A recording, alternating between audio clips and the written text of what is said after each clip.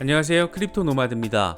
비트코인이 상당히 의미 있는 흐름을 보이고 있습니다. 장중 43,000달러 돌파를 이뤄내면서 강세장 가능성에 더 힘이 실리고 있는 그런 모습입니다. 이더리움은 런던 하드포크를 통한 이더 소각이 기대보다 더 큰 규모로 이뤄지고 있어서 이제 이더리움의 가치는 더 올라갈 수밖에 없는 그런 상황에 놓이게 됐습니다. 이더리움 홀더분들에게는 무척 의미 있는 소식이 될 수밖에 없는 것으로 보입니다. 다만 수수료는 런던 포크 이후에 오히려 더 증가한 것으로 나타나면서 아직 안정화가 되지 않았다라는 지적도 나왔습니다. 에이다 역시 요즘 알론조 하드포크를 앞두고 적극적인 정보 공유에 나서고 있습니다. 알론조 테스트넷의 마지막 단계인 퍼플 단계에 진입했다고 공식적으로 밝히면서 주목도를 높이고 있습니다. 요즘 암호화폐와 블록체인 기술에 대해서 적극적인 공부가 더 필요하다 이렇게 지목된 엘리자베스 미국 상원 의원이 이번에도 암호화폐 시장을 기존 금융의 위협이 된다라는 다소 단순한 프레임 안에서 비판적인 목소리를 냈습니다. 업계에서는 인프라 법안 개정안을 놓고도 비판의 목소리가 계속해서 이어지고 있습니다. 이런저런 새로운 소식들이 쏟아졌는데 하나씩 짚어보도록 하겠습니다. 본격적인 시작에 앞서서 좋아요와 구독 또 알림 설정을 꼭 부탁드리겠습니다. 영상 제작에 아주 큰 도움이 된다는 말씀 함께 드립니다. 그럼 시작하겠습니다. 먼저 비트코인 상황입니다. 8월 7일 오전 비트코인은 42,000달러 중후반을 오르내리면서 주변 매물대를 소화하고 있는 모습을 보이고 있습니다. 장중 한때 43,000달러 돌파를 이뤄내기도 했는데 이게 상당한 의미 부여를 안기고 있습니다.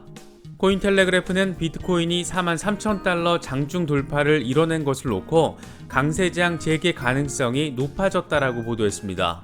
코인텔레그래프는 비트코인이 5월 19일 이후 최고가를 기록하면서 3개월 가까이 갇혀 있었던 박스권에서 벗어났다라고 의미를 부여했습니다. 이 매체는 암호화폐 분석가 렉트캐피털의 분석을 인용했는데 렉트캐피털은 비트코인이 투자 심리의 장기적인 기준인 200일 이동평균선을 성공적으로 지지받고 있다. 또 강세장의 지표 가운데 하나인 21주 이동평균선의 지지도 함께 받고 있다.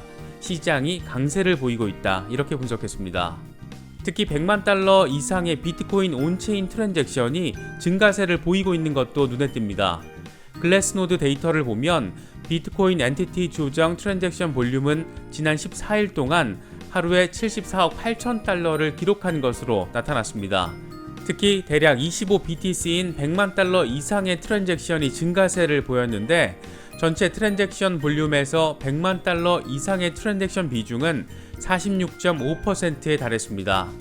차트적으로나 온체인 데이터를 보나 비트코인은 약세장의 방향보다는 강세장의 방향을 향해 나아갈 가능성이 이전 며칠보다는 분명히 높아진 것으로 볼 수 있을 것 같습니다.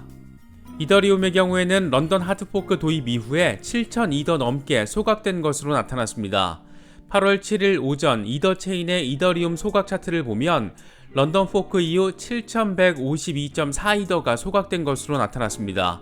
24시간 기준으로 1분에 2.85이더가 소각됐습니다. 코인데스크는 이런 이더리움 소각과 관련해서 비판적인 분석을 내놨습니다. 코인데스크는 이더리움 런던 하드포크 이후 이틀 동안 5,000이더 이상이 소각됐다. 1,400만 달러 규모로 같은 기간 신규 발행된 코인의 36%에 해당된다라면서 평균 수수료는 런던 하드포크 이후에 0.003이더에서 0.005이더로 다소 증가했다라고 지적했습니다.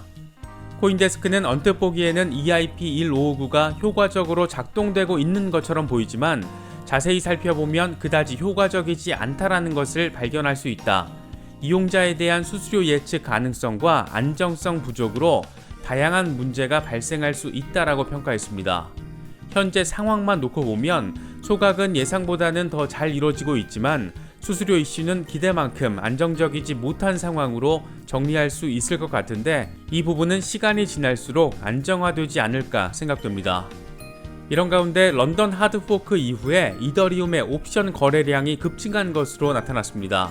암호화폐 퀀트 분석 업체인 라에비타스 데이터를 보면 이더리움 런던 하드포크 적용 이후 이더리움 옵션 거래량이 뚜렷하게 증가하고 있는 것으로 나타났습니다. 이에 대해서 코인데스크는 세계 최대 암호화폐 옵션 거래소 데리비트의 이더 옵션 거래량이 지난 24시간 동안 약 5만 이더 증가한 15만 3천 이더를 기록했다. 이는 지난 5월 말 이후 기록한 최고 수치라고 설명하기도 했습니다. 장외 시장 플랫폼인 패러다임에서도 이더리움 옵션 거래는 지난 24시간 사이에 2배가 증가한 것으로 나타났는데 글로벌 시장에서 42% 점유율을 기록한 것으로도 나타났습니다. 특히 대부분의 옵션 거래가 기관 거래라는 점에서 의미를 부여할 수 있을 것 같습니다. 전체적으로는 콜 옵션이 풋 옵션에 앞섰고 만기일이 2022년 3월, 행사 가격은 5만 달러와 4만 달러 사이의 콜 옵션 거래가 가장 활발한 것으로 집계됐습니다. 단순하게 정리를 하자면 런던 포크 소각 이슈가 현실화되면서 내년 봄에 이더리움이 5만 달러까지 갈 수 있을 것으로 보는 강세 전망이 나오고 있는 그런 것으로 볼 수 있을 것 같습니다. 이더리움의 대항마를 표방하면서 세상에 나온 에이다도 이제 본격적인 경쟁을 향한 막바지 채비에 분주한 모습입니다. 카르다노는 공식 트위터를 통해서 알론조 테스트넷이 퍼플 단계에 진입했다라고 밝혔습니다. 알론조 하드포크는 블루와 화이트, 퍼플 이렇게 3단계로 이루어져 있는데 퍼플 단계에서는 스마트 컨트랙트 기능을 도입하는 작업이 진행됩니다. 알론조 하드포크는 에이다의 전체 5단계 여정에서 3단계에 해당하는 고겐 단계 진입 직전의 마지막 하드포크입니다. 고겐 단계에서는 스마트 컨트랙트가 본격적으로 구현되는 것을 목적으로 하고 있는 만큼 이제 8월 말이나 9월쯤이면 카르다노가 새로운 페이지로 접어들게 되는 것으로 볼 수 있습니다. 최근 갤럭시 디지털 CEO인 마이크 노보그라츠가 정치인들이 암호화폐 공부를 더 해야 한다 이렇게 사실상 대놓고 저격했던 미국 상원의 엘리자베스 워런 의원이 이번에도 한마디를 했습니다. 워런 의원은 블룸버그와의 인터뷰에서 암호화폐 시장이 커질수록 금융시장 전반에 미치는 위험도 커진다 이렇게 주장했습니다. 워렌 의원은 암호화폐 산업의 성장과 2008년 금융위기 사이에 유사점이 있다라면서 당시 은행은 저축계좌에 대해서 아무런 이자를 지불하지 않았고 이로 인해 많은 돈이 머니마켓에 유입됐다. 머니마켓은 우리에게 투자하라. 모든 혜택을 줄 것이다 라고 말했지만 결국 사고가 났다라고 밝혔습니다. 그러면서 지금의 암호화폐 역시 같은 종류의 위험에 처해 있다. 시장의 규모가 커질수록 금융 시스템에 문제가 생기고 있다. 투자자 보호를 위해 순찰대가 필요하다. 이렇게 강조했습니다. 이런 멘트의 맥락을 보면 노보그라츠가 왜 공개적으로 저격을 하면서 공부 좀 더 하라고 말하는지 조금은 이해할 수 있을 것 같습니다. 암호화폐 산업 규모가 커진다는 것과 금융위기 당시의 버블을 단순 비교한 것 자체가 적절한 논리가 될 수 있는지부터 개인적으로는 의문스럽게 여겨집니다. 미국의 인프라법에 대해서는 여전히 말이 많은 모습입니다. 납세 대상을 축소하면서 소프트웨어와 하드웨어 개발자나 채굴자들이 개정안을 통해서 배제된 것을 놓고 백악관 대변인은 개정안에 대해서 만족스럽다라는 입장을 내놨습니다. 젠 사키 백악관 대변인은 1일 브리핑을 통해서 이 개정안을 채택하지 않으면 우리는 많은 피해를 입을 수 있다 이렇게 밝히면서 지지 의사를 밝혔습니다. 하지만 시장에서는 여전히 당혹스럽다는 입장이 계속해서 나오고 있습니다. 코인베이스 CEO인 브라이언 암스트롱은 인프라법 개정안을 두고 어떤 유형의 암호화폐를 규제 속에서 살아남게 할지를 결정하고 있다 이렇게 지적했습니다. 그는 자신의 트위터를 통해서 인프라법 개정안이 어떤 기초 기술이 괜찮은지 어떤 기술이 암호화폐가 아닌지 결정하는 개정안을 제안했다. 끔찍한 일이다. 개정안은 POW 채굴자가 아닌 POS 검증자들에게 규제를 요구했다. 확실하지 않지만 상원이 어떤 종류의 암호화폐가 정부 규제에서 살아남게 될지 결정하려는 것을 알 수 있다. 이렇게 비판했습니다.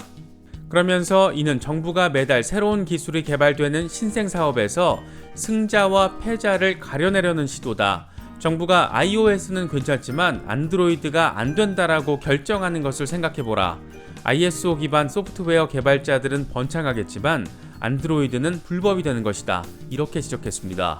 이 발언에 일론 머스크가 댓글을 달아서 공감을 표시했는데 머스크는 동의한다.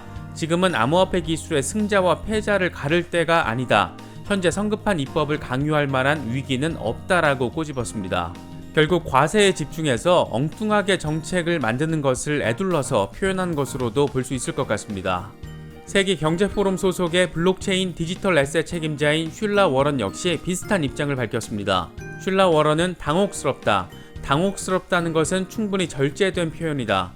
규제는 신중하게 고려되고 평가되며 무게가 실릴 때 가치가 더해지는 법이다. 입법 제정이 대체적으로 느린 이유다. 반면 이번 법안은 아주 이례적이다. 이렇게 평가했습니다. 개인적으로는 최근 미국에서 돌아가는 정책 입법과 규제 스탠스를 보면 블록체인 시대가 더 본격화된 가까운 미래에 어쩌면 세계 블록체인 패권의 선두에는 미국이 서 있지 않을 수도 있겠다, 이런 생각이 들기도 했습니다. 산업의 비전과 미래의 방점을 찍을 것인가, 아니면 과세의 대상으로 집중해서 접근할 것인가, 상당히 어려운 문제이지만 한 번쯤은 깊게 생각해 볼 이슈인 것 같습니다. 이번에 준비한 영상은 여기까지입니다. 영상이 도움이 되셨다면 좋아요와 구독, 또 알림 설정을 꼭 부탁드리겠습니다. 영상 제작에 아주 큰 도움이 된다는 말씀 함께 드립니다. 활기를 보이고 있는 주말 시장에서 나름의 전략으로 잘 대응하실 수 있으면 좋겠습니다. 언제나 성투하시기를 기원합니다. 시청해주셔서 감사합니다. 지금까지 크립토 노마디였습니다.